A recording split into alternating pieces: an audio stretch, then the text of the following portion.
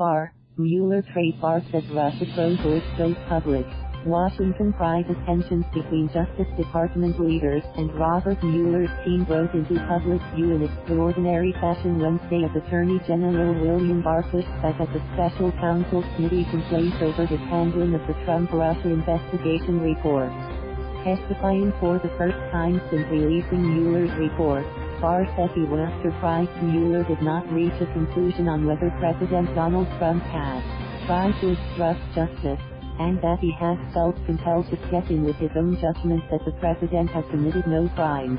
I'm not really sure of his reasoning, Barr said of Mueller's obstruction analysis, which neither accused the president of a crime nor exonerated him. I think that if he felt that he shouldn't go down the path of making a traditional prosecutor's decision, then he shouldn't have investigated. That was the time to pull up. Barr was also perturbed by a private letter Mueller sent him last month complaining that the Attorney General had not properly portrayed the Special Counsel's findings. Barr called the note of his committee. I said, "Boss, what with the letter? Just pick up the phone and call me if there is an issue," Barr said. The airing of disagreement over the handling of the report followed Mueller's 2-year investigation into Russian interference to help Trump in the 2016 campaign and the possibility that Trump's team conspired with the Russians. During most of the investigation, the Justice Department and Mueller's team seemed to be unified in approach. Republican and Democratic lawmakers have been anything but unified, and their partisan divide was on full display during Wednesday's contentious Judiciary Committee hearing, which included 3 Democratic presidential candidates. Some Republicans, in addition to defending Trump, focused on the president's 2016 Democratic opponent Hillary Clinton's email and campaign practices and what they argued has been a lack of investigation of them. As the hearing was getting underway, Trump tweeted his familiar "No collusion, no obstruction."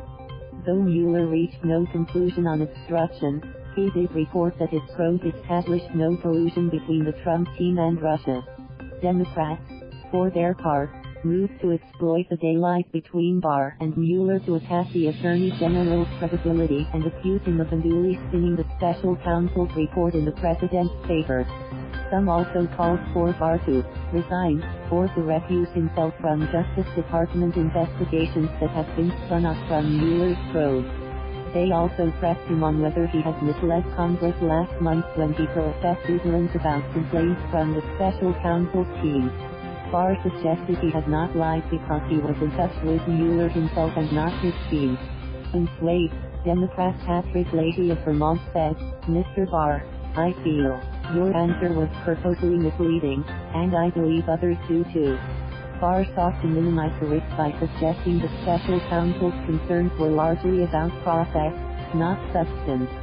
Barr's appearance gave him his most extensive opportunity to explain the department's actions, including his press conference held before the Mueller report release.